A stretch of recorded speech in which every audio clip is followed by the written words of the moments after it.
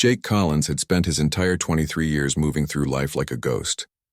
The orphanage on Earth's Luna colony had been his home until he aged out at 18, and the cargo hauler job he'd taken afterward was just another place where nobody knew his name. He worked the loading docks of the frontier station Kepler 442, moving supplies between ships, invisible to everyone around him. The station was humanity's furthest outpost, a jumping-off point for exploration vessels heading into uncharted space. Jake kept to himself, saved his credits, and dreamed of nothing in particular because he'd learned long ago that dreams were for people who had someone to share them with. His days blended together in a haze of routine. Wake up in his tiny quarters at 600 hours, grab a protein bar from the dispenser and head to the docks by 0630. The work was physical and mindless, which suited him fine. Load the containers, check the manifest, move to the next bay. The other dock workers barely acknowledged him.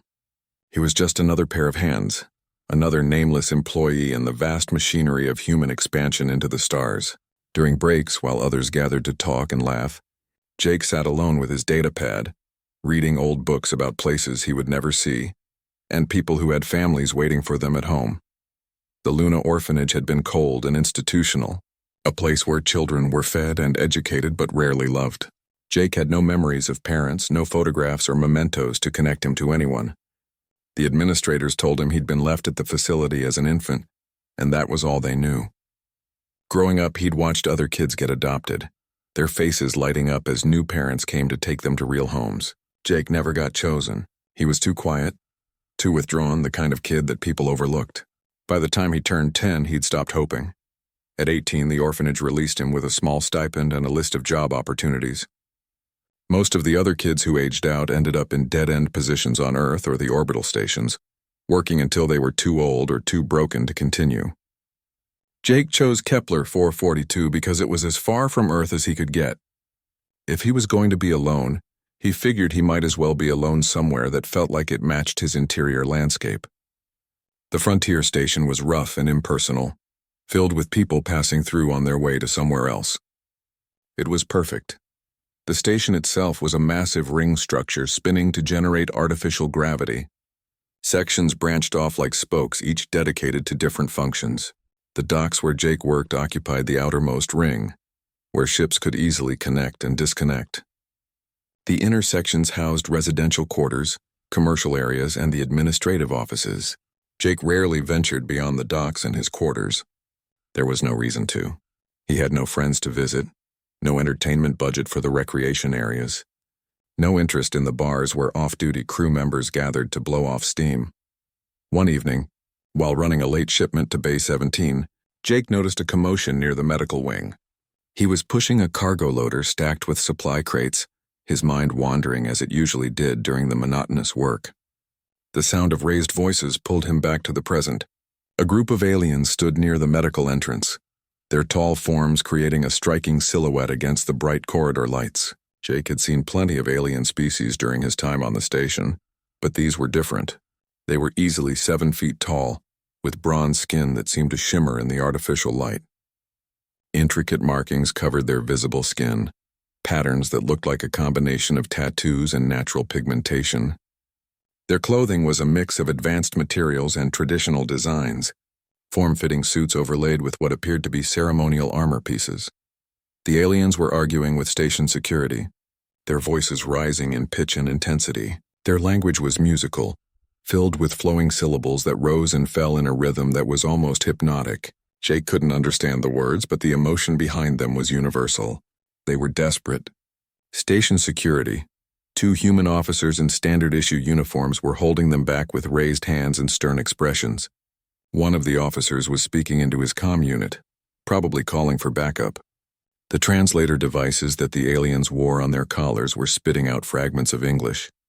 But the security officers seemed more interested in maintaining protocol than in understanding what was being said. Jake should have kept moving. Station protocol was clear about not interfering in alien affairs, especially when security was already involved. He had his shipment to deliver, and getting involved would only draw unwanted attention. He was good at being invisible, and that's how he liked it. But then he saw her, a young alien woman, probably close to his age if he was any judge, was leaning against the wall about 20 feet from the main group. Her bronze skin was pale, and she was clutching her side with both hands. Dark blood, almost black in the corridor lighting, was seeping through her fingers and staining her clothing. Jake's cargo loader came to a stop. His hands released the controls without conscious thought. The woman's eyes, a striking amber color that seemed to glow from within, flickered in his direction. She was trying to stay upright, her jaw clenched in pain and determination. The other aliens hadn't noticed her yet, too focused on their confrontation with security. The woman took a step forward and her legs buckled. She caught herself against the wall, leaving a bloody handprint on the smooth surface. Her eyes met Jake's, and in that moment something passed between them. Not words, not even understanding really. Just a recognition of need and the possibility of help. Jake started walking toward her. His mind was screaming at him to stop, to mind his own business, to remember that he was nobody and getting involved would only bring trouble. But his feet kept moving. The security officers shouted something at him, but he didn't stop. The woman was sliding down the wall now, her strength giving out. Jake broke into a run. He reached her just as she was about to collapse completely and caught her with both arms. She was heavier than he expected, solid with muscle despite her slender frame.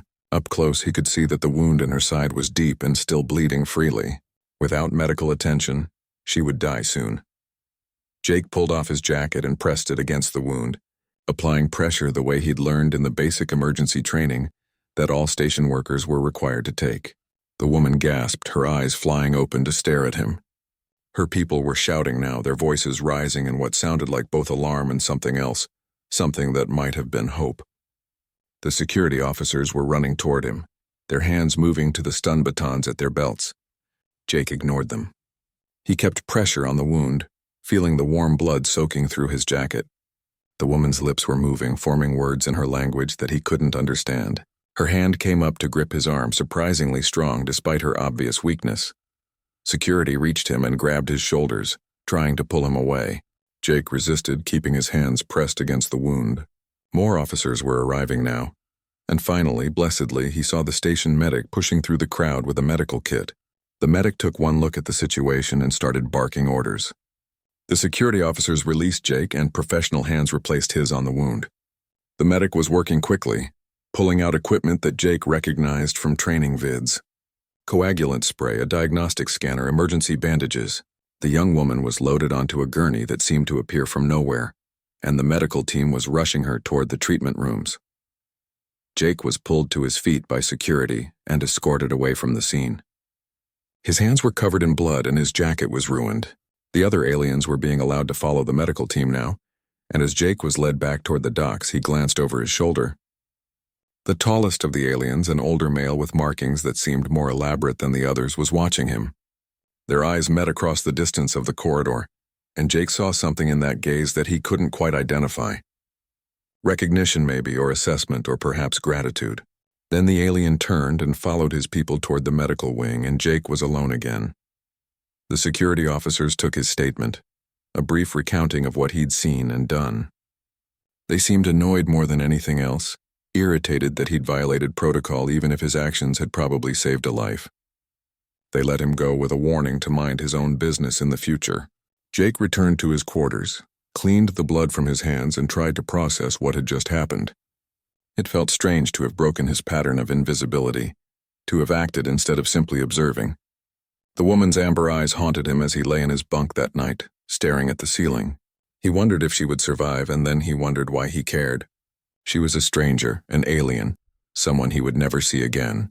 By morning, he told himself, this would just be another memory, another moment that proved he was alone in the universe. He had no idea that everything was about to change. The journey to Vorath Prime took 6 days aboard the Vorath ship, and those 6 days changed everything Jake thought he knew about space travel. Human vessels were functional and cramped, designed for efficiency rather than comfort. The Vorath ship was different. It combined advanced technology with aesthetic beauty in ways that human engineering had never considered. The corridors were wide and tall, built for people who stood over 7 feet. The walls were decorated with carved panels that told stories in images, and the lighting came from strips that mimicked natural sunlight. There were communal spaces where the warriors gathered to eat and talk. and private quarters that felt more like rooms in a home than cabins on a ship. Jake was given quarters near the center of the ship, a space larger than his entire apartment on Kepler 4042 had been. The bed was sized for a Vorath, which meant it was enormous by human standards. There was a viewing port that showed the stars streaming past as they traveled faster than light, and a small alcove with a desk and chair that had been hastily adjusted to human proportions. Someone had clearly tried to make the space comfortable for him, and Jake found himself touched by the gesture. His belongings from the station fit into a single bag, which looked absurdly small sitting in the corner of the large room. The warriors treated him with a mixture of curiosity and warmth. They were boisterous and loud in ways that Jake found overwhelming at first. Where human strangers might have kept their distance, the Vorath had no such reservations. They touched frequently, clasping shoulders and arms as they talked. They laughed often and argued just as much, though Jake quickly learned that what sounded like fighting was often just passionate discussion. They included him in everything, pulling him into conversations he could barely follow and offering him food from their plates during meals. Communication was challenging at first. The translator devices worked well enough for basic conversation, but they struggled with nuance and emotion. Jake found himself relying more on tone and body language, learning to read the Vorath through their gestures and expressions. It was exhausting in a way that physical labor had never been, this constant effort to understand and be understood. But it was also engaging in a way that nothing in his previous life had been. People were actually interested in him, actually wanted to know what he thought and felt. Kira found him on the second day. Jake was in one of the communal spaces trying to make sense of a Vorath meal that consisted of strips of grilled meat and a grain dish that tasted vaguely like rice. He'd been eating alone, not because anyone had excluded him, but because the crowds of warriors still made him nervous. She approached quietly, or at least quietly for someone of her size, and asked through her translator if she could join him. Jake nodded, suddenly very aware of his awkwardness. Up close and healthy, Kira was striking. Her bronze skin had regained its natural shimmer, and her amber eyes were bright and alert. The markings on her skin were slightly different from her father's, more delicate in their pattern. She wore the same mix of advanced materials and traditional designs as the others, but her clothing was cut to allow more freedom of movement. She moved like a fighter, balanced and aware of her surroundings in a way that spoke of extensive training. She sat across from Jake, and for a moment they just looked at each other.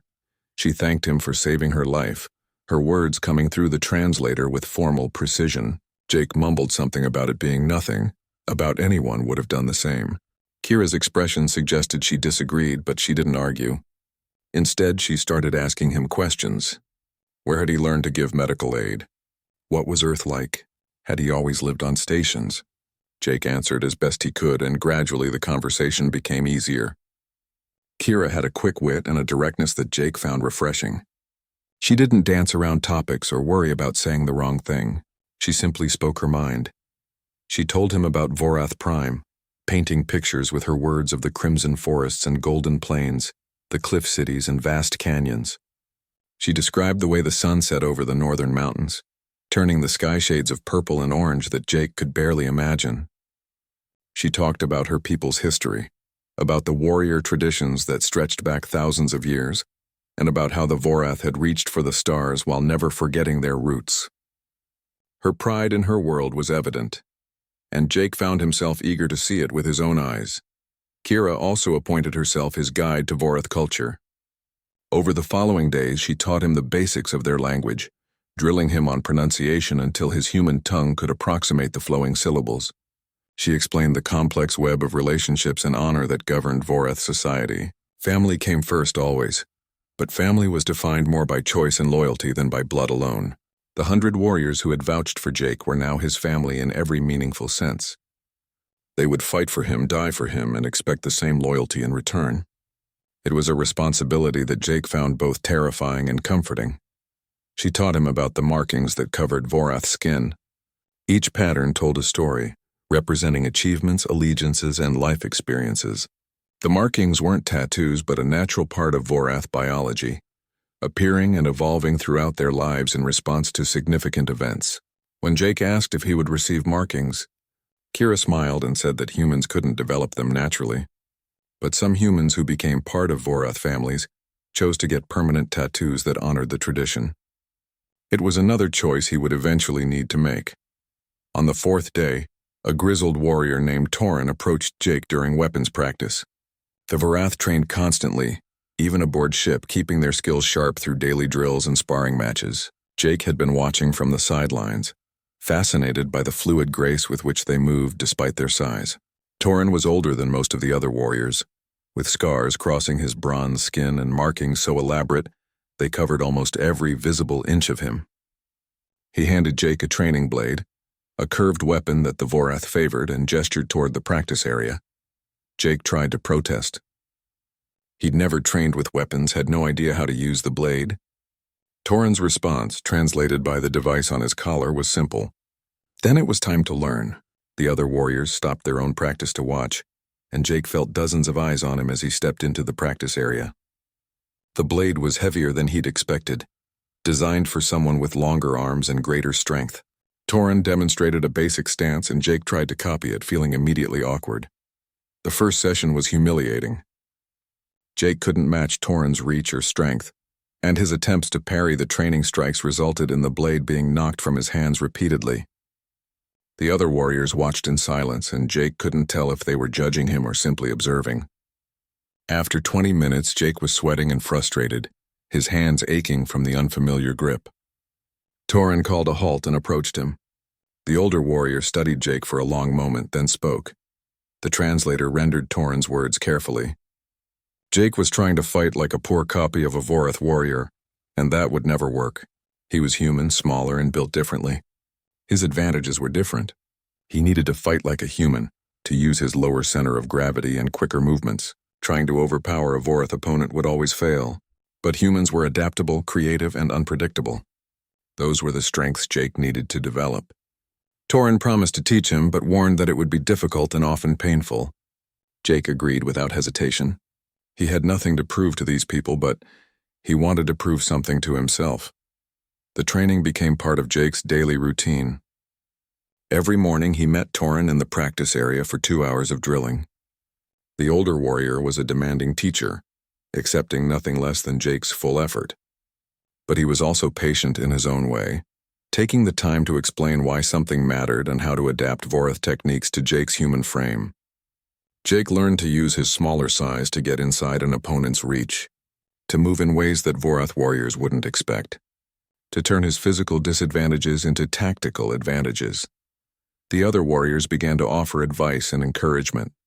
They would stop by during practice sessions to demonstrate techniques or to spar with Jake themselves. Each warrior had a different style, and Jake absorbed what he could from all of them. His body ached constantly from the training, muscles he didn't know he had protesting each new day. But beneath the pain was a sense of accomplishment. He was learning, improving, becoming something more than he had been. Kira often watched his training sessions, and afterward, they would eat together and talk. She told him stories about growing up on Vorath Prime, about her own training and the expectations that came with being the chief's daughter. She'd had to work twice as hard as the male warriors to prove herself, and some still doubted her abilities. Jake could relate to the experience of constantly having to prove your worth, and they bonded over that shared understanding. Kira was becoming more than a guide or the person he'd saved. She was becoming a friend, and Jake realized with some surprise that he'd never really had a friend before. Stone Reach was unlike anything Jake had imagined. The city was carved directly into the canyon walls, thousands of structures built into and out of the crimson rock. Walkways connected different levels, some natural stone paths and others constructed from materials that Jake didn't recognize. Water cascaded down the cliff faces in several places, feeding into a river that ran through the canyon floor. The architecture blended so seamlessly with the natural landscape that it was sometimes hard to tell where the rock ended and the buildings began. Everywhere Jake looked, he saw Vorath going about their lives, and everywhere he looked, he saw them stopping to stare at him. The first few weeks on Vorath Prime passed in a blur of new experiences. Chief Davin had given Jake quarters in the family compound, a series of rooms carved into the upper levels of the canyon with a stunning view of the valley below. The space was far too large for one person, but Jake learned that Vorath didn't have the same concept of personal space that humans did. His rooms were visited constantly by various warriors who wanted to meet him, talk with him, or simply observe the strange human who had joined their tribe. The attention was overwhelming. Jake had spent his entire life being invisible, and suddenly he was the center of constant focus. People wanted to know about Earth, about human culture, about his thoughts on everything from food to politics. The questions never seemed to end, and Jake found himself exhausted by the social demands. Kira noticed his struggles and began running interference, shooing away visitors when she could tell Jake needed rest. She taught him polite ways to excuse himself from conversations, phrases in the Vorath language that communicated need for solitude without giving offense. The training with Torin continued and intensified. Now that they were planetside, the practice sessions moved to a proper training ground, an open area near the family compound where warriors gathered to hone their skills. Jake trained every morning as the sun rose over the canyon, learning not just blade work but also unarmed combat, tactical thinking, and the Vorath codes of honorable combat. He was still clumsy compared to the natural warriors around him, but he was improving steadily. The other warriors began to acknowledge his progress, offering nods of approval when he executed a technique correctly or managed to land a strike on Torin during sparring. But not everyone was pleased with Jake's presence. Whispers followed him through the city, conversations that stopped when he approached. Some Vorath saw him as a curiosity, an interesting novelty that would eventually fade. Others saw him as an insult to tradition, a human being given honors and status that should be reserved for true Vorath warriors. Jake tried to ignore the hostility, but it wore on him. He'd escaped loneliness on Kepler 442, only to find a different kind of isolation here. Surrounded by people but still somehow apart. The tension came to a head during the Festival of Blades, an annual competition where warriors from across the region gathered to prove their skills. Chief Davin explained that the festival was both celebration and practical assessment. Young warriors used it to establish their reputations, and older warriors used it to maintain theirs. The competitions included individual combat, team tactics, strength trials, and demonstrations of weapon mastery. It was a major event, and visitors from other tribes and cities would be attending. The chief suggested that Jake attend as an observer to learn about Vorath warrior culture without the pressure of participation. Jake had been content with that plan. He knew he wasn't ready to compete against warriors who had trained their entire lives. But on the second day of the festival, everything changed. Jake had been watching a series of combat matches, impressed by the skill and intensity on display. The matches were fought with blunted weapons, but they were still brutal by human standards. Warriors moved with incredible speed and power, their bronze skin gleaming with sweat as they fought. A young Vorath warrior named Kelric had just won his third consecutive match. He was talented and knew it, basking in the approval of the crowd. As he left the combat ring, his eyes found Jake in the observers area. Kelric made his way over, his expression one of barely concealed contempt. Through his translator, he addressed Jake loudly enough for nearby Vorath to hear. He called Jake the chief's pet human, a charity case who hid behind the family's protection while real warriors fought and bled. The insult was clear even through the mechanical translation, and the surrounding conversations died as people turned to watch. Jake felt his face flush with embarrassment and anger. He wanted to respond, to defend himself, but what could he say? Kelric was right in a sense. Jake was being protected, was being given advantages he hadn't earned through traditional means. Before Jake could formulate a response, Kira appeared at his side.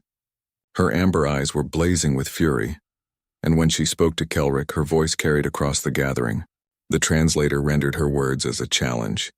If Kelric doubted Jake's worth, then let him prove his claims in the competition ring. She registered Jake for the combat trials before either Jake or Kelric could protest. Jake tried to object, but Kira cut him off. She told him that he couldn't back down now, not without confirming every doubt that people like Kelric harbored. The Vorath respected strength and courage, and running from a challenge would mark Jake as weak in their eyes. He had been training with Torin for weeks now. It was time to show what he had learned. Jake's stomach twisted with anxiety, but he could see the logic in her argument. He agreed, and the registration was confirmed. Jake Collins would compete in the combat trials, facing opponents who had been preparing for this their entire lives. The first match was scheduled for the next morning, and Jake barely slept that night.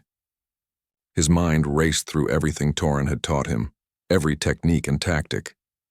He knew he couldn't win through strength or speed. His only chance was to be smarter, more unpredictable. When dawn came, Jake made his way to the competition grounds with Torrin beside him. The older warrior's advice was simple. Remember who you are.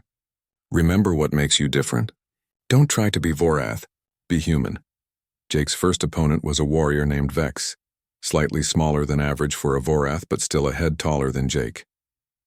The combat ring was a circle of packed earth, 30 feet in diameter. The rules were straightforward. Fight until one combatant yields, is knocked unconscious, or is forced out of the ring.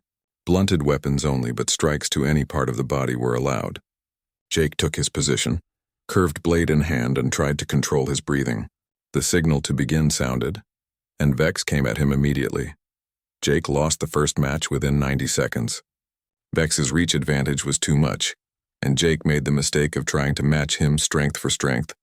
The Vorath warrior battered through Jake's defenses and landed a strike to his ribs that knocked the wind from his lungs. Jake hit the ground hard and the match was over. He limped from the ring, his pride bruised more than his body, and faced the mixture of pity and scorn in the watching crowd. The second match went slightly better but ended the same way. Jake lasted 3 minutes before his opponent, a female warrior named Sora, disarmed him and put a blunted blade to his throat.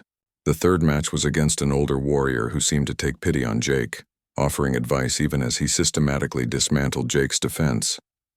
By the end of the third loss, Jake was covered in bruises and fighting the urge to simply withdraw from the competition. He'd proven Kelrick right. He was out of his depth. Torrin found him behind the competitors' area, sitting alone and staring at his hands. The old warrior sat beside him without speaking for several minutes. When he finally did speak, his words were blunt. Jake was fighting scared, trying not to lose instead of trying to win.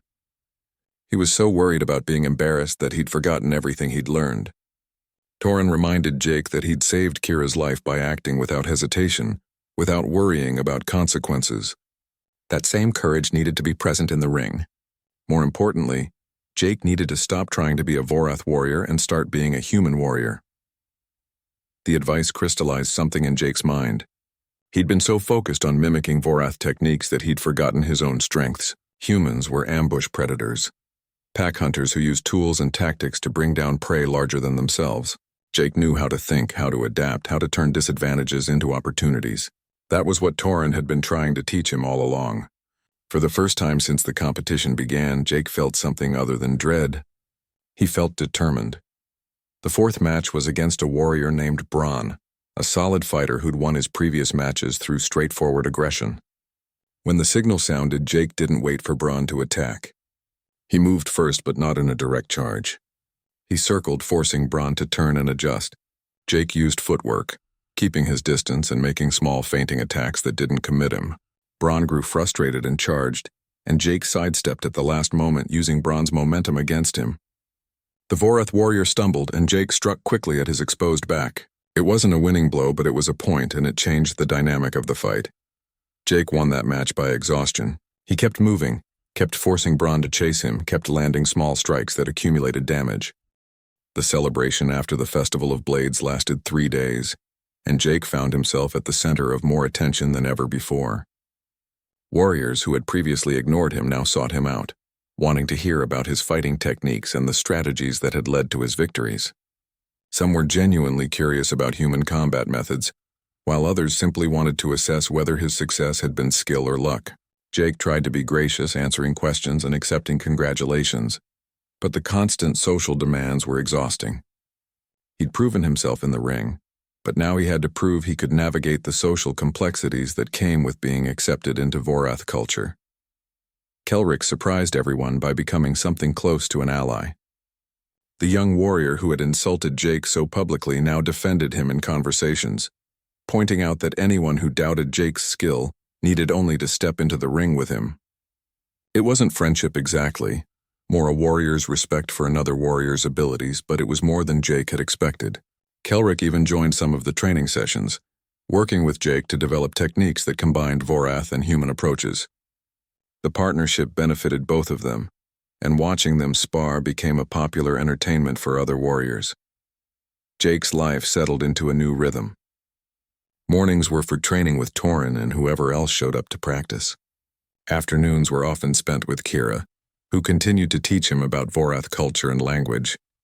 His grasp of their language was improving rapidly, and he relied less on the translator device with each passing day.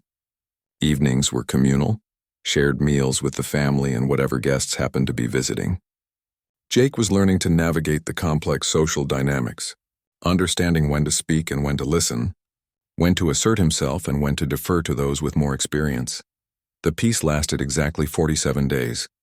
Jake was in the training grounds working on a new combination of moves with Torin when the alarm sounded. It was a sound Jake had never heard before, a deep resonant tone that seemed to vibrate through the canyon walls. Every Vorath in the area stopped what they were doing and looked toward the city center. Torin's expression went from focused instructor to dangerous warrior in an instant. Through the translator that Jake still wore during training, Torin explained that the alarm meant a threat to the planet itself, an emergency serious enough to require the War Council to convene. Jake followed Torin through the city, joining the flow of warriors all heading in the same direction. The council chamber was located in the largest structure in Stone Reach, a building carved from a massive pillar of rock that rose from the canyon floor. By the time Jake and Torin arrived, the chamber was already filling with warriors and tribal leaders. Chief Davin stood at the center, and his expression was grim in a way that Jake had never seen before. Kira was beside her father, and when she spotted Jake in the crowd, she gestured for him to come closer. Jake made his way through the assembled Vorath, very aware that many eyes were tracking his progress. He reached Kira's side just as a technician activated a holographic display in the center of the chamber. The image showed a tactical map of the Vorath system, with their planet at the center and various orbital installations marked around it. At the edge of the system, a cluster of red markers indicated incoming ships. Jake didn't need the translator to understand the threat. The numbers were overwhelming. Chief Davin spoke, his voice carrying through the chamber without need for amplification. The Kryn Dominion had sent a fleet into Vorath space. The Kryn were an aggressive empire that had been expanding through this sector for years, conquering or subjugating every species they encountered. They'd avoided Vorath space until now, deterred by the Vorath reputation as fierce warriors, but that deterrence had apparently run its course. The Kryn fleet consisted of over 50 vessels, including several capital ships that dwarfed anything in the Vorath fleet. The tactical situation was explained by the military commander, a scarred veteran named Veron who had served Chief Davin for decades. The Vorath fleet numbered 12 ships, well-armed and crewed by capable warriors but vastly outnumbered. Vorath Prime itself was heavily defended, with orbital platforms and ground-based weapons. But those defenses had been designed to repel smaller raids, not a full-scale invasion. The Kryn were giving them 72 hours to surrender and accept Dominion rule. If the Vorath refused, the Kryn would take the planet by force. The chamber erupted in angry voices. Surrender was unthinkable. The Vorath were warriors, and their history was filled with stories of impossible odds overcome through courage and skill. Several tribal leaders immediately began calling for the fleet to launch and meet the Kryn in open space, ship to ship and warrior to warrior. It was the honorable response, the traditional response, and the room seemed to be reaching consensus around this strategy. Jake listened to the discussion and felt his stomach tighten with concern. He didn't have the cultural context to fully understand Vorath military tradition, but he understood numbers and basic tactics. Meeting the Kryn fleet in open space would be suicide. The Vorath ships were individually formidable, but they would be overwhelmed by sheer numbers. The Kryn had more ships, more weapons, and the advantage of being able to concentrate their fire. The Vorath would fight bravely and die bravely, and then the Kryn would take the planet anyway. Chief Davin raised his hand for silence, and the chamber gradually quieted. The chief acknowledged the courage of those calling for immediate action, but he also reminded them that courage without wisdom was just waste. They needed to consider all options, all strategies. He gestured toward the tactical display and asked if anyone had alternative suggestions. The chamber was silent. Vorath military strategy was straightforward, because it had always worked. Face your enemy directly, fight with honor, and let the strongest prevail. But that strategy assumed rough parity of forces, and this situation was anything but equal. Jake felt Kira's hand on his arm. She was looking at him with an expression he couldn't quite read. When she spoke, her voice was low enough that only he could hear. She asked if he had any ideas, anything from human military history that might be relevant. Jake hesitated. He wasn't a military strategist. His knowledge of warfare came from history books and entertainment vids, not actual experience. But he had spent years working cargo routes, understanding how ships moved through space, learning the hazards and shortcuts that official navigation charts didn't show. Chief Davin had noticed the quiet conversation between Jake and Kira. The chief called out, asking Jake directly if he had thoughts to share. The chamber fell silent again, and Jake felt dozens of eyes turned toward him. His mouth went dry. This was different from fighting in the competition ring. This was about the survival of an entire people. But Kira squeezed his arm, and Torin, standing nearby, gave him an encouraging nod. Jake took a deep breath and stepped forward. Through his translator, Jake spoke carefully. He acknowledged that he didn't understand Vorath military tradition, and that his perspective was limited. But from a purely tactical standpoint, meeting the Kryn fleet in open space seemed like fighting the battle the enemy wanted. The Kryn expected a direct confrontation. They'd planned for it, positioned their ships for it. What if the Vorath refused to give them that battle? What if instead they used their advantages, their knowledge of the system, their superior understanding of local space hazards and opportunities? Jake gestured to the holographic display and pointed out the asteroid belt that ringed the outer system. The belt was dense and dangerous, filled with rocks ranging from pebbles to planetoids. Human freighters avoided it entirely, using longer but safer routes. But the Vorath knew every inch of their system. They could navigate the belt, use it as cover, strike from unexpected angles. The larger Kryn ships would be vulnerable there, unable to maneuver effectively. It wouldn't defeat the entire fleet, but it could reduce the numbers, make the eventual confrontation more survivable. The chamber erupted again, but this time the voices were divided. Some saw wisdom in Jake's suggestion, others saw cowardice, a refusal to face the enemy honorably. One tribal leader stood and argued passionately that hiding in asteroid fields was beneath the Vorath, that it dishonored their warrior traditions. Another countered that dying pointlessly dishonored them more. The debate grew heated, with warriors standing to shout their positions across the chamber. Kira stood suddenly, her voice cutting through the chaos. She reminded the assembled warriors that their traditions spoke of adaptation and intelligence as virtues equal to courage. A warrior who couldn't think was just a weapon, and weapons alone didn't win wars. The Vorath had survived for thousands of years, not just through strength, but through the wisdom to know when to attack and when to maneuver. She pointed out that Jake had proven himself in the Festival of Blades by using tactics that no one expected, by refusing to fight the battles his opponents wanted. Perhaps it was time to apply that same thinking on a larger scale. Chief Davin listened to all the arguments, his expression thoughtful. When the debate finally wound down, he spoke. The chief acknowledged the traditional approach and the honor it represented. But he also acknowledged that circumstances were unusual. The 72 hours before the Kryn deadline became a blur of frantic preparation. Jake found himself in the military command center, a facility carved deep into the canyon walls that housed Vorath Prime's defense coordination systems. The technology was impressive, combining advanced holographic displays with systems that seemed almost organic in their responsiveness. Jake worked alongside Commander Veron, a relationship that started tense and gradually shifted toward mutual respect as they refined the tactical plan together. Veron was initially skeptical of taking orders from a human, especially one who had been on Vorath Prime for less than 3 months. But the commander was also practical enough to recognize good ideas regardless of their source. As Jake explained his reasoning, demonstrating how smaller forces could use mobility and terrain to offset numerical disadvantages, Veron began to see the potential. The commander started contributing his own expertise, pointing out specific capabilities of Vorath ships that could enhance the strategy. What emerged was truly collaborative, a fusion of human tactical thinking and Vorath military knowledge. The Vorath fleet consisted of 12 ships, each named after historical warriors or significant battles. They were sleek vessels, smaller than human cruisers but heavily armed and extremely maneuverable.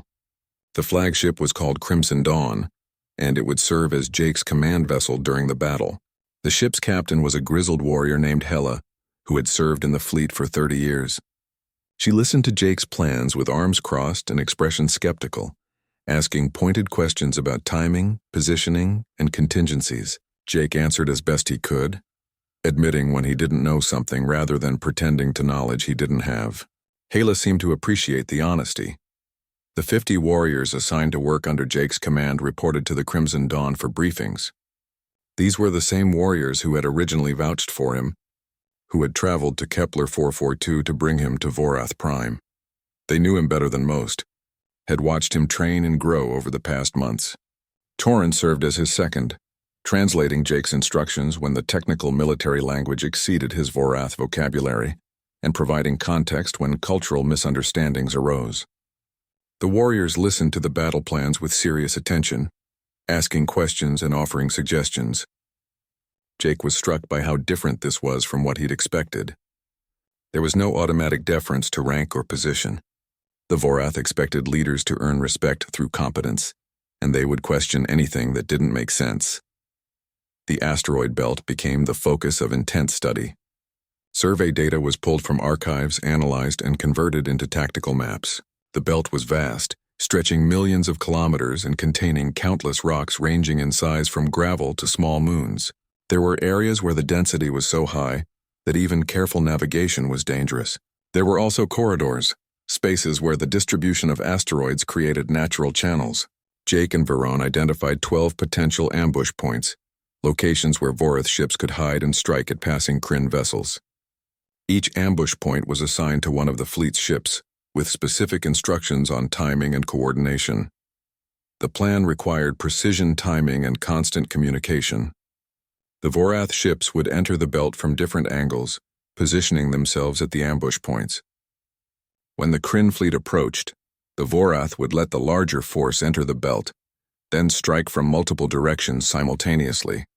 The goal was to isolate and destroy individual Kryn ships before the fleet could coordinate a response. After each strike, the Vorath ships would retreat deeper into the belt, using their superior knowledge of the terrain to evade pursuit. It was a strategy of attrition, wearing down the numerically superior enemy through careful strikes rather than direct confrontation. Ground preparations proceeded in parallel. The cliff cities of Vorath Prime were transformed into fortresses. Defensive positions were established on every level. Weapons platforms were moved into optimal positions, and supply caches were distributed throughout the urban areas. The Vorath had never faced a full-scale invasion, but their warrior culture meant that every citizen had at least basic combat training. Militia units were organized, with experienced warriors training civilians in defensive tactics. Kira took charge of coordinating the city defenses, working with tribal leaders to ensure every settlement on the planet was prepared. Jake saw her rarely during those 3 days, both of them consumed by their responsibilities. When they did cross paths, usually late at night in the planning rooms, they would share a brief moment of connection. Kira's confidence in Jake never wavered, even when he expressed doubts about the plan or worried about the lives that would be lost if his strategy failed. She reminded him that the alternative was certain defeat, that any chance of survival was better than none. Her faith in him was both comforting and terrifying. The Kryn sent several messages during the preparation period, each one increasing in hostility. They demanded surrender, offered terms that would reduce the Vorath to subject status within the Dominion. Chief Davin responded to each message with the same simple statement. The Vorath were free people who would remain free. If the Kryn wanted the planet, they would have to take it, and the cost would be higher than they imagined. Jake listened to these exchanges and felt the weight of what was coming. This wasn't a training exercise or a competition. People were going to die, and some of those deaths would be his responsibility. On the final day before the deadline, Jake walked through Stone Reach one last time. The city was quieter than usual, the normal bustle replaced by purposeful preparation. Warriors checked their equipment, families said goodbyes to loved ones joining the fleet, and children were moved to the deeper, more protected areas of the city. Jake passed a small shrine where Vorath were leaving offerings, prayers to ancestors for strength and protection. He didn't share their beliefs, but he understood the need for ritual in the face of overwhelming danger. Torrin found him standing on one of the high walkways looking out over the canyon. The old warrior joined him in silence for several minutes before speaking. Torrin told Jake that fear before battle was natural, that only fools felt no fear. The question wasn't whether you were afraid, but what you did with that fear. Great warriors used it to sharpen their focus to ensure they didn't become careless. Jake admitted that he was terrified, not of dying, but of failing all these people who had put their faith in him.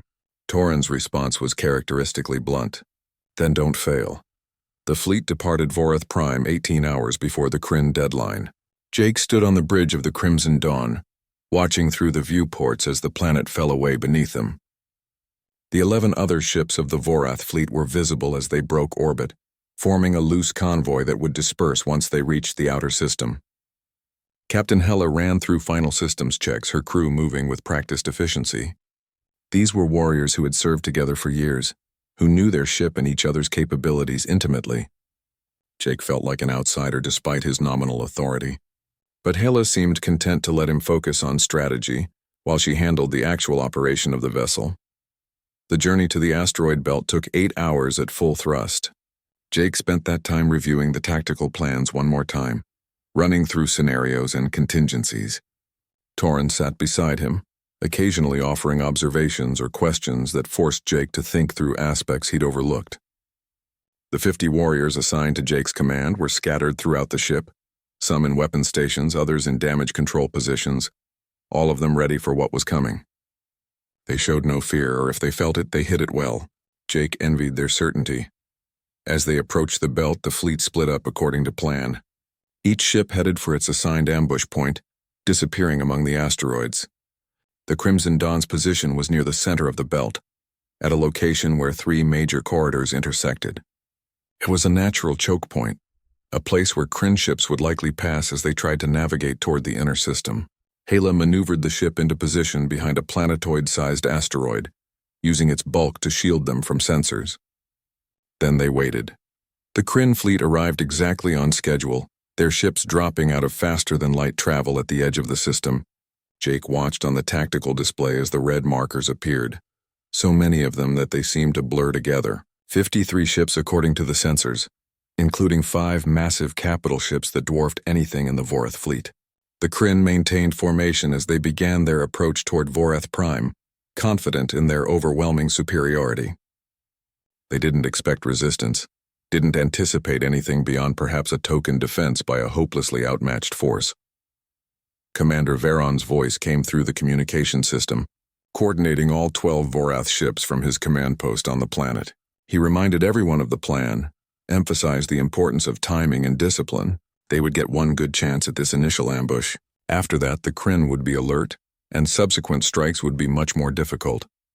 The success of the entire strategy depended on these first crucial minutes. 3 days passed in their usual monotonous rhythm. Jake returned to work at the docks, loading and unloading cargo as if nothing had happened. His supervisor hadn't mentioned the incident, and none of the other workers seemed to know or care about what he'd done. The blood-stained jacket had gone into the recycler, and Jake had requisitioned a new one from supply. Everything was back to normal, or so he thought. He tried not to think about the young alien woman, tried not to wonder if she had survived or what had become of her people. It was easier to focus on the work, on the familiar rhythm of container after container moving through the bays. On the 4th day, Jake's comm unit buzzed during his lunch break.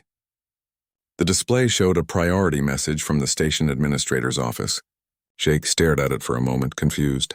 In 5 years of working on Kepler 442, he'd never received any communication from administration beyond automated payroll notifications. Workers at his level simply didn't interact with the people who ran the station. For a moment he considered ignoring it, but priority messages were tracked and failing to respond would only cause more problems. He tapped the accept button. The message was brief and official. Report to Administrator Peter Grant's office immediately. No explanation, no context, just the order. Jake felt a flutter of anxiety in his chest. Had he done something wrong? Was he being fired for interfering with station security? He abandoned his half-eaten meal and made his way to the administrative section, a part of the station he'd only seen during his initial orientation years ago. The corridors here were cleaner, better maintained than the utilitarian passages near the docks. The lighting was warmer, and there were even decorative panels on the walls. images of Earth and humanity's various colony worlds. The administrator's office was located in the central hub, where the station's rotation created the strongest artificial gravity. Jake announced himself to the receptionist, a well-dressed woman who looked at him with barely concealed curiosity. She directed him to wait, and Jake sat in an uncomfortable chair, very aware of his worn work clothes and the oil stains on his hands that never quite came clean. 10 minutes passed, then 20. Jake's anxiety grew with each minute. Whatever this was about, it was serious enough to make him wait, but not serious enough to be handled immediately. Finally, the receptionist's desk chimed, and she nodded toward the inner door. Jake stood, wiped his palms on his pants, and walked into Administrator Grant's office. What he saw stopped him in his tracks. The office was crowded with aliens. The same species he'd seen 3 days ago. The tall, bronze-skinned people with their intricate markings and mix of advanced and traditional clothing. There must have been at least a dozen of them in the room, maybe more. They filled the space with their presence, making the administrator's large office feel suddenly cramped. Every one of them turned to look at Jake as he entered, and the weight of their collective attention was almost physical. Administrator Grant sat behind his desk, and even from across the room, Jake could see the sweat beading on the man's forehead. Grant was a nervous administrator at the best of times, the kind of bureaucrat who preferred everything to follow established procedures. This situation was clearly far outside his comfort zone. He gestured for Jake to come forward, his hand shaking slightly. Jake walked deeper into the room, very aware of the aliens watching his every move. Up close, they were even more impressive than he'd first thought. The ceremonial armor pieces they wore were worked with designs that seemed to tell stories, and each of them carried themselves with a warrior's bearing. One alien stood slightly ahead of the others, and Jake recognized him immediately. It was the older male who had watched him in the corridor, the one whose gaze had held such intensity. Up close, Jake could see that the man's markings were indeed more elaborate than the others, covering not just his visible skin, but extending up his neck and onto his face in elegant flowing patterns. He wore more armor pieces than his companions, and around his neck hung a medallion of worked metal that caught the light. This was clearly someone important, a leader of some kind. Administrator Grant cleared his throat nervously. He explained that these were the Vorath people, a species that humanity had only recently made contact with. They controlled several systems in this sector, and were known to be formidable warriors, though generally peaceful in their dealings with other species. The young woman Jake had helped was named Kira, and she was the daughter of this man, Chief Davin. The wound had been serious, a blade injury from a dispute with a rival trading faction, but the station's medical team had saved her life. She was recovering well and would make a full recovery. Grant paused, seeming unsure how to continue. Chief Davin stepped forward, and when he spoke, a small device on his collar translated his musical language into English. The translation was slightly mechanical, but the meaning came through clearly. The chief explained that the Vorath had a concept called life debt. When someone saved the life of a Vorath, especially when they had nothing to gain and risked themselves to do so, a bond was created. This bond was sacred, transcending species and culture. By saving Kira when the station's security had hesitated, when he could have simply walked past and avoided trouble, Jake had demonstrated courage and selflessness. These were the highest virtues among the Vorath people. Jake listened, not quite believing what he was hearing. The chief continued, his translated words formal but warm. Jake had bound himself to their tribe in a way that few outsiders ever achieved. The 100 warriors present in the delegation had all vouched for Jake, had agreed to accept him as family. In the Vorath culture, family was everything. It was protection, purpose, and belonging all wrapped together. The chief's own blood was now Jake's blood. The tribe's strength was now Jake's strength. They had come to bring him home, to Vorath Prime, where he would be honored and welcomed as one of their own. The office was silent except for the soft hum of the station's air recyclers. Jake's mind was racing, trying to process what he was being told. Family. The word echoed in his thoughts. He'd spent his entire life without family, without belonging to anyone or anything. And now these aliens, these warriors from a species he barely knew existed, were offering him exactly what he'd always lacked. It seemed impossible, like something from one of the stories he read on his datapad, not something that happened to real people and certainly not to someone like him.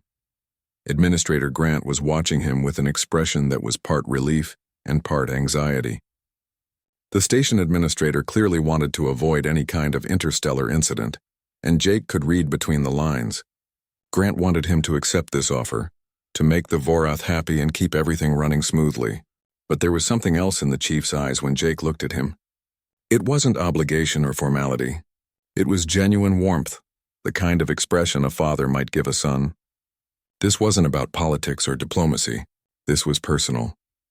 Jake tried to explain that what he'd done wasn't special, that anyone would have helped an injured person.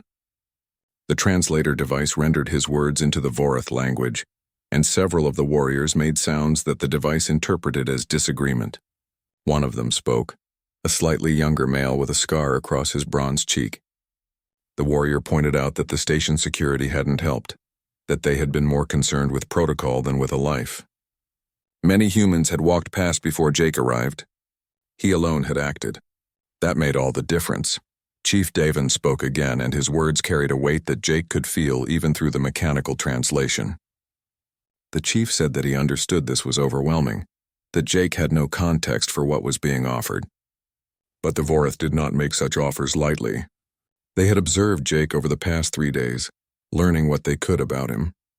They knew he was alone, that he had no family, that he worked a job that held no meaning for him.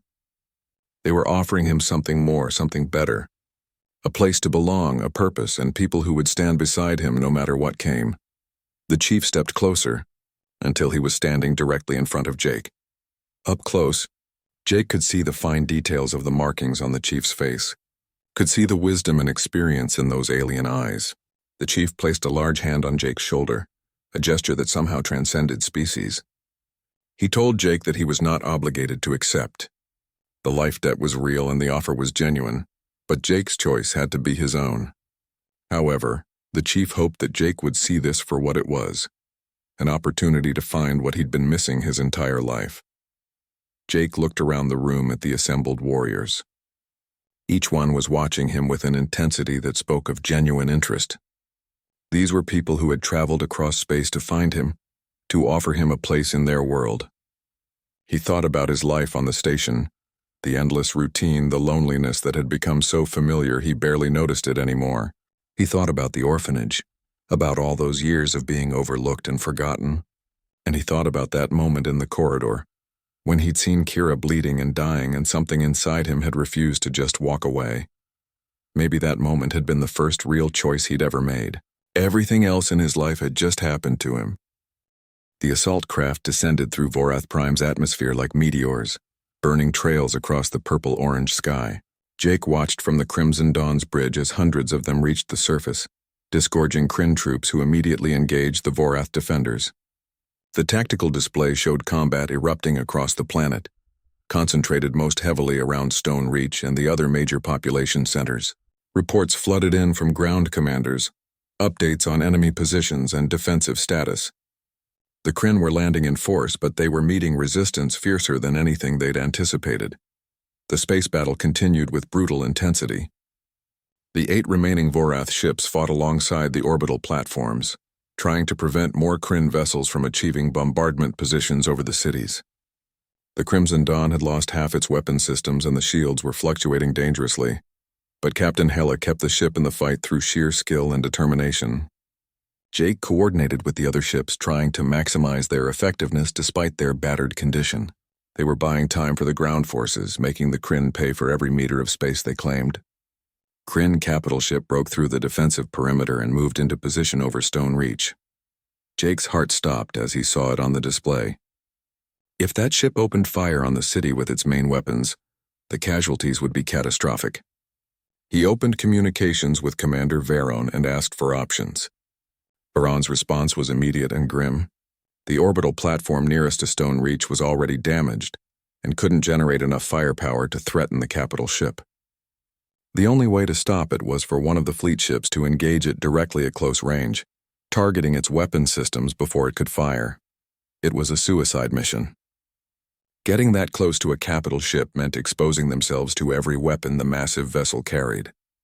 Jake looked at the tactical display and realized that the Crimson Dawn was the closest ship in position to intercept. Hala met his eyes across the bridge and something unspoken passed between them. She nodded once, then began issuing orders to her crew. They were going in. Torin, still at his weapons station despite the blood seeping through his bandage, checked his systems and reported ready. The other warriors at their stations did the same, their voices steady despite knowing what was being asked of them. Jake opened a channel to the other ships and explained what they were about to attempt. He asked for covering fire, for every ship that could, to engage the capital ship's escorts and keep them occupied. The response was immediate. Every Vorath captain acknowledged and began repositioning to support the Crimson Dawn's attack run. Jake felt a surge of emotion that he couldn't quite name. These warriors, his family, were putting themselves at risk to give him a chance. He wouldn't waste it. The Crimson Dawn accelerated toward the capital ship, Hala pushing the damaged engines beyond their safe limits. Alarms screamed protest, but the ship responded, closing the distance in seconds. Kryn escort ships opened fire, and the covering fire from the other Vorath vessels intercepted most of it. What got through hammered at the Crimson Dawn's failing shields. The ship shuddered with each impact, but Hala kept them on course. Jake watched the range indicators count down, waiting for the right moment. They entered close range, and Torin opened fire with everything the ship had left. Weapons that had been holding reserve power discharged in one massive barrage, targeting the capital ship's weapon clusters. The distance was so close that the Kryn shields couldn't fully form, and Vorath fire tore into hull plating and exposed systems. Explosions rippled across the capital ship's surface. One of the main weapon turrets detonated spectacularly, secondary explosions spreading along that entire section. The capital ship began to turn, trying to bring other weapons to bear. But it was too slow and the damage was done. The Crimson Dawn pulled away, breaking contact before the capital ship could retaliate effectively. Jake checked the damage reports and felt sick. They'd lost engines, most of their remaining weapons, and the casualty list was growing. But they'd succeeded. The capital ship's main bombardment weapons were destroyed, and it was venting atmosphere from a dozen breaches. Stone Reach was safe from orbital bombardment, at least for now. Jake opened communications with Veron and reported their success, then asked about ground situation. Veron's update was mixed. The Kryn had established beachheads around several cities, but the Vorath defenders were holding. The enemy had expected less organized resistance, and the prepared defensive positions were taking a heavy toll on Kryn assault troops. Stone Reach in particular was proving to be a fortress. The Cliff City's vertical layout meant the Kryn had to fight their way up level by level, and every level was defended by warriors who knew every corridor and firing position. Kira was leading the defense of the upper levels personally, and reports said she was fighting like a demon. Jake felt pride and fear in equal measure at that news. The space battle was reaching its conclusion. The Kryn fleet had been whittled down to 18 operational ships, but the Vorath fleet was on its last legs. 3 more ships had been destroyed in the past hour, and the remaining 5 were all critically damaged. The Crimson Dawn had no engines and minimal weapons. They were effectively a stationary weapons platform now, unable to maneuver but still able to fire. Hala and her crew remained at their posts, refusing to abandon ship while there was still a battle to fight. Jake admired their determination even as he worried it would get them all killed. Then something unexpected happened. The Kryn fleet began to withdraw. Not completely, not a full retreat, but they pulled back from their assault positions and regrouped at the edge of the inner system. Jake stared at the tactical display in confusion.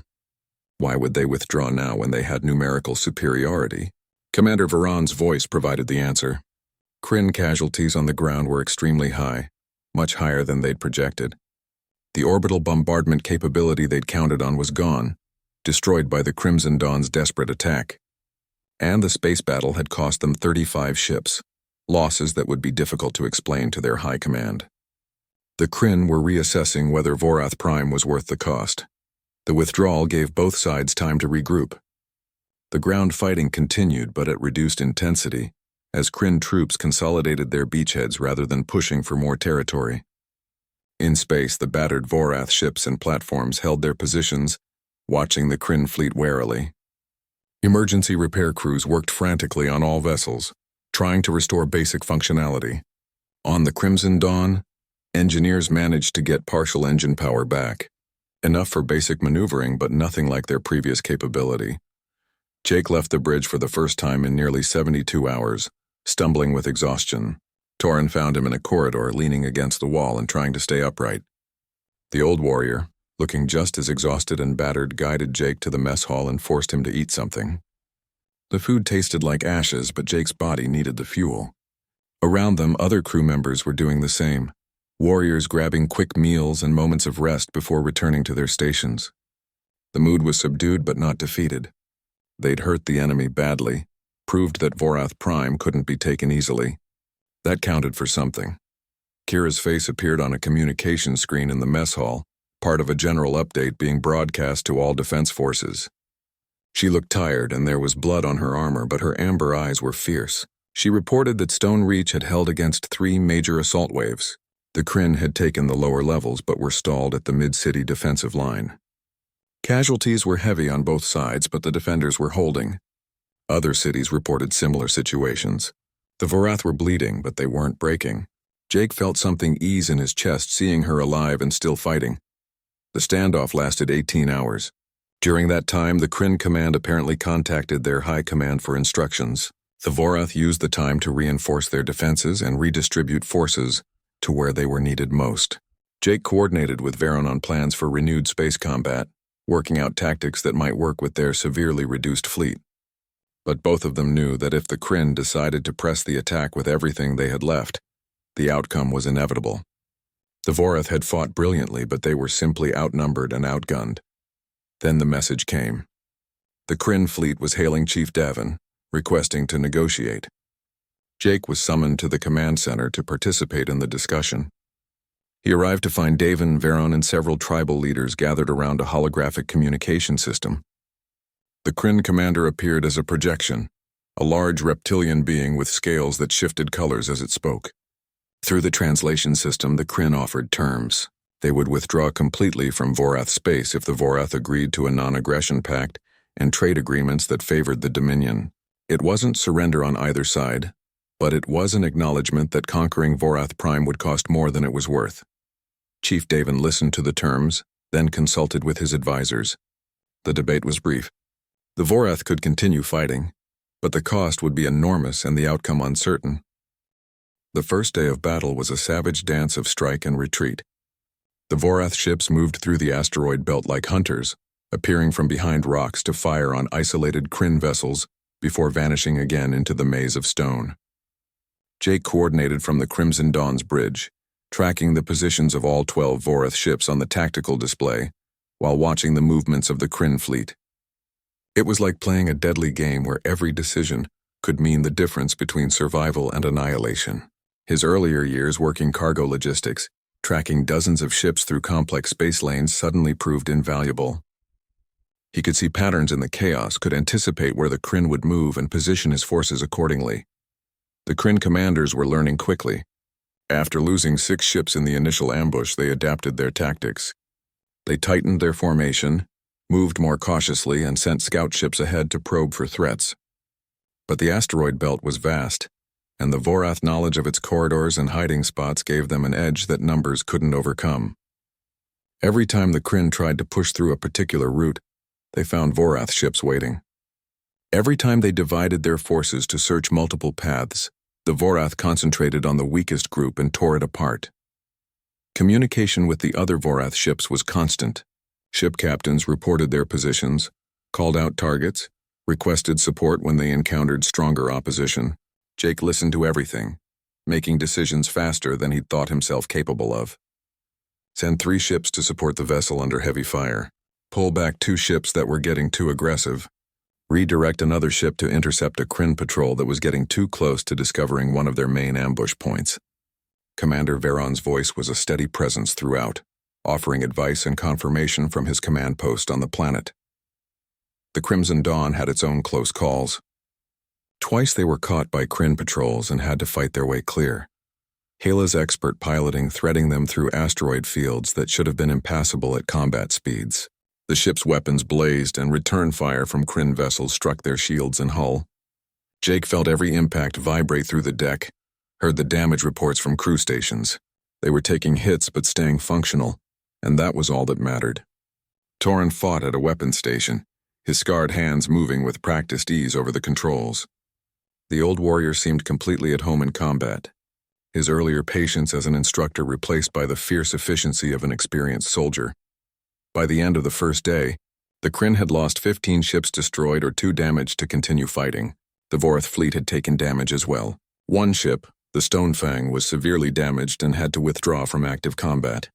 Another ship had lost weapons capability and was operating purely as a scout and communications relay. But they were still fighting, still denying the Kryn easy passage through the belt. The enemy fleet had been forced to nearly halt its advance, taking hours to travel distances they should have crossed in minutes. The strategy was working, but the cost was mounting. The second day brought new challenges. The Kryn brought up their capital ships, massive vessels with armor thick enough to shrug off attacks that would have crippled smaller craft. These behemoths pushed through the asteroid field with brute force, using their shields to deflect or destroy any rocks in their path. They were slower than the smaller ships, but terrifyingly powerful. Jake watched them advance on the tactical display and realized that his current strategy wouldn't work against these monsters.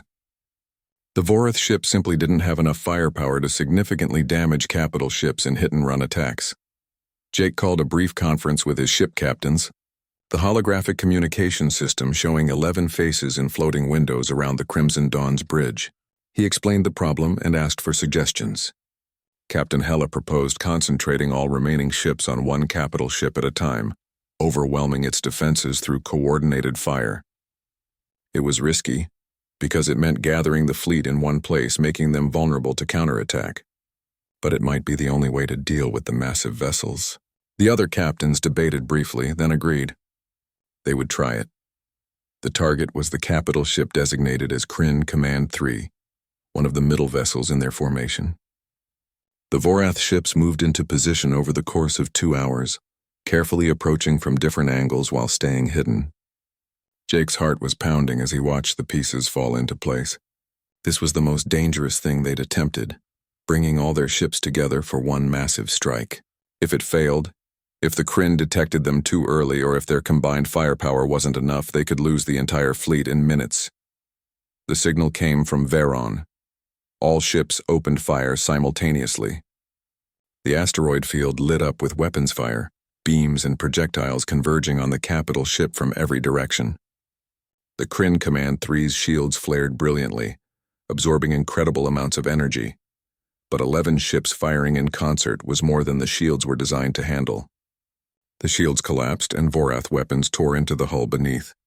Explosions rippled across the massive vessel's surface, secondary detonations as ammunition stores and fuel tanks went up. The capital ship began to list, losing power and maneuverability, but the victory came at a cost. The other Kryn ships reacted instantly, turning their weapons on the Vorath fleet. The Vorath ships were exposed, their positions revealed by their own weapons fire. Return fire was intense and accurate. 2 Vorath ships were hit hard, one losing engines and going into an uncontrolled tumble among the asteroids.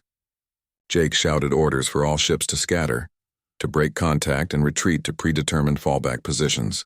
The Vorath fleet dispersed like smoke, each ship heading in a different direction and using every trick they knew to evade pursuit. The Crimson Dawn took several direct hits during the retreat. One blast penetrated their shields and tore through the hull near the engineering section. Alarms blared, and Jake heard Gila shouting orders to damage control teams. The ship shuddered and lost acceleration for terrifying seconds before the backup systems kicked in. They made it to safety behind a cluster of large asteroids, but Jake could see from the damage reports that they'd been hurt badly. Casualties were coming in from all over the ship. The warrior at the weapons station next to Torn was dead, killed when a bulkhead collapsed. 3 more crew members were seriously injured. The ship could still fight, but barely. Jake checked the status of the other ships. The one that had gone into a tumble was lost, smashed against an asteroid before it could recover control. Another ship was limping toward the inner system, its engines damaged beyond field repair.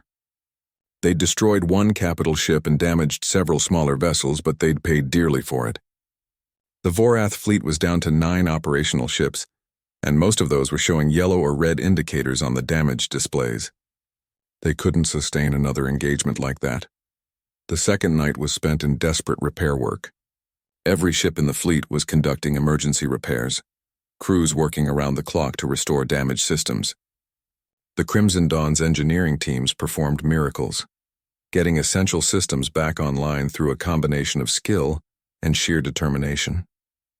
Jake moved through the ship during the repair work, checking on the crews and the wounded. He found Torin in the medical bay, a bandage wrapped around his arm where shrapnel had caught him. The old warrior waved off Jake's concern and asked about the tactical situation. There was no time for rest, not yet. The Kryn used the lull to regroup and reorganize. They'd learned respect for the Vorath tactics, and their advance became even more cautious. But they were still advancing, still pushing through the asteroid belt toward Vorath Prime. Jake ran calculations and realized with a sinking feeling that they couldn't stop the Kryn fleet entirely. The best they could do was reduce the numbers and buy time for the ground forces to prepare. It wasn't the victory he'd hoped for, but it was something. On the third day, the Kryn made their final push. They abandoned caution and drove forward with everything they had, accepting losses to break through the asteroid belt. The remaining capital ships led the way, their massive bulk clearing paths through the densest regions. The Vorath fleet harried them constantly, striking and retreating, but they couldn't halt the advance. Jake coordinated attack after attack, each one taking down more enemy ships but also depleting the Vorath fleet's dwindling resources. Ammunition was running low, shields were failing, and exhaustion was setting in among crews that had been fighting for 3 days straight. The breakthrough came at hour 71 of the battle. The Kryn fleet, reduced to 32 ships including 3 capital ships, emerged from the far side of the asteroid belt and entered the inner system.